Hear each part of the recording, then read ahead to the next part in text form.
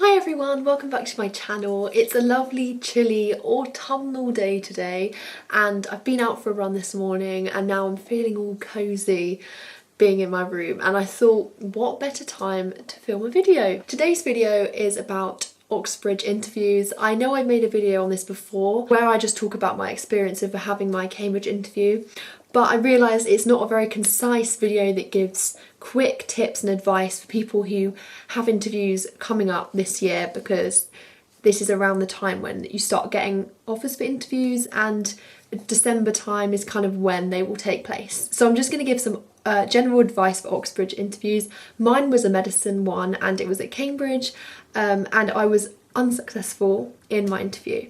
And if you want to know why I think I fell down, then watch my other video. It's a lot more detailed and it goes through the exact process that I went through and things like that. So watch that if you're interested.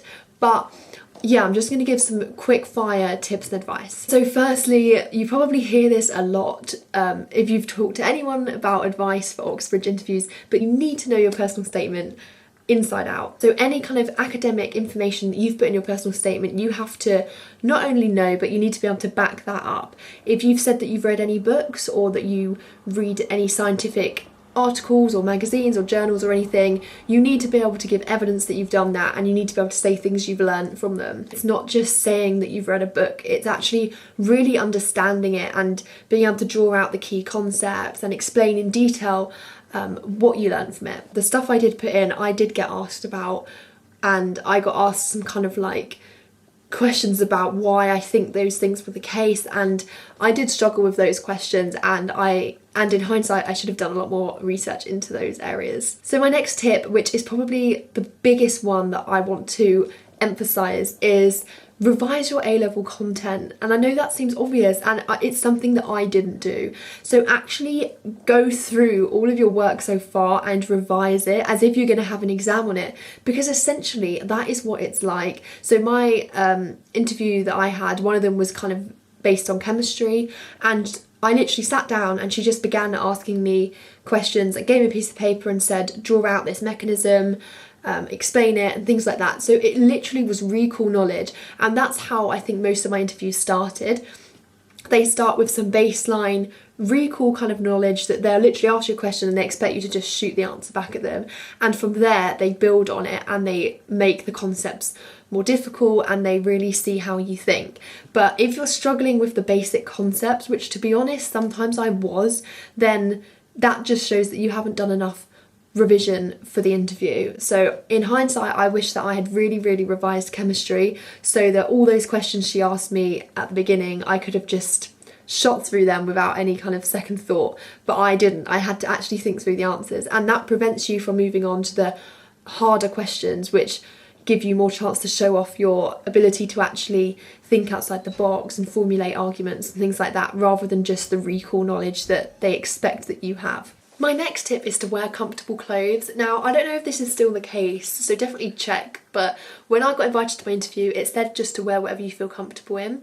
And when I got there, yes, there were people wearing suits, wearing business clothes, but a lot of people were just wearing comfortable clothes. I think I just wore, I can't remember if it was jeans or trousers, and just a kind of nice smart top and a jumper.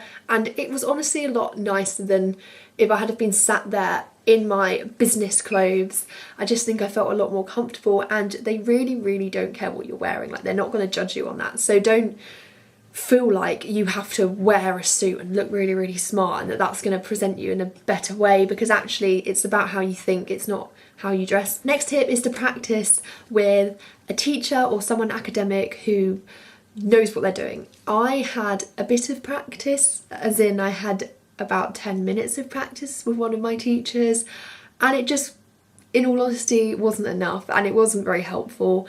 I think these techniques of being in an interview situation and having to recite knowledge and having to think on your feet, it is a challenge. A lot of the questions I was asked at interview, I felt like I could easily answer if I was in an exam hall and I had a bit of paper and I could just sit and take my time and I didn't feel any pressure, but that isn't the case. You're sat there with a very academic person staring back at you. It's quite intimidating, it's time pressured. You really want to show that you understand what you're talking about, but it's hard to articulate what you want to say. And I think these techniques just require practice, and that's just something I just didn't have any of really. What would be ideal is if you had teachers or a school that literally tutored you in how to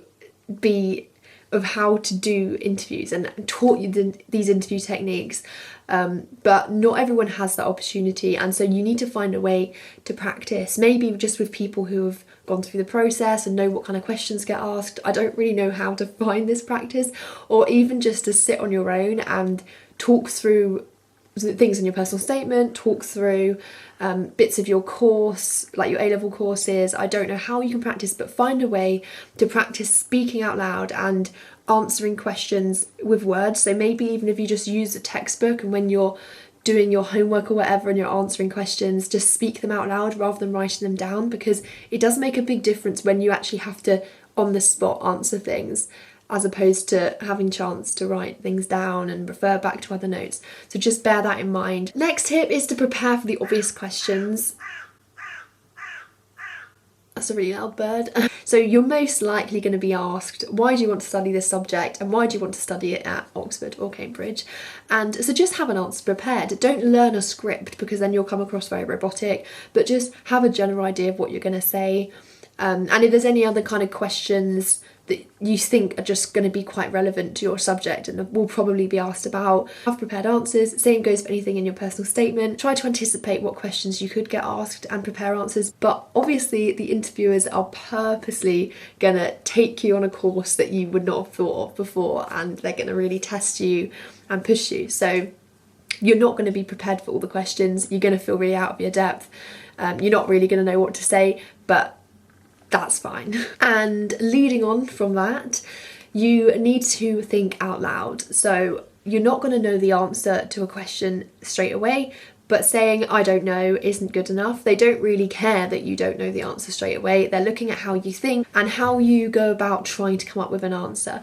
So just think out loud. Just say things that you do know and say things that you don't know. Admit the gaps in your knowledge and then try to fill them, and just keep talking, because the more you talk through your ideas, the more the interviewers can prompt you and guide you in the right direction. If you just say nothing, they're going to assume that you know absolutely nothing, and therefore they can't even help you get to an answer. And finally, the last tip I want to give is just try to have confidence. I think you're going to feel a bit like the interviewers are purposefully trying to make you feel stupid and trying to intimidate you, but although it really, really does feel that way, they are just trying to get you to demonstrate how your mind works in the best way possible. And so just try to have confidence, and if you're getting lots of things wrong and they keep correcting you, don't give up and don't think there's no point you trying anymore, because there is. And these questions they're going to ask are designed to make you think you don't have a clue what the answer is, but that's the whole point.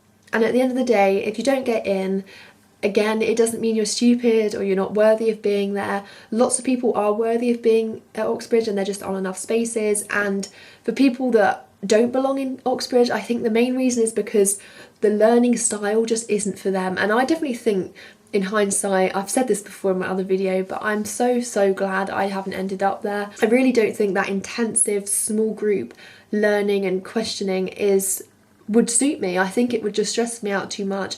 I know as well that Oxbridge students write a lot of essays, and I just don't think I would like that pressure of the constant deadlines. And so yeah, if you get in, it's amazing, and if you don't, then I'm sure wherever you end up you will be happy, so it's fine. But anyway, lots of people do so well at Oxbridge and really flourish there and take it all in their stride, and that's great. So hopefully if you get in, you're one of those people.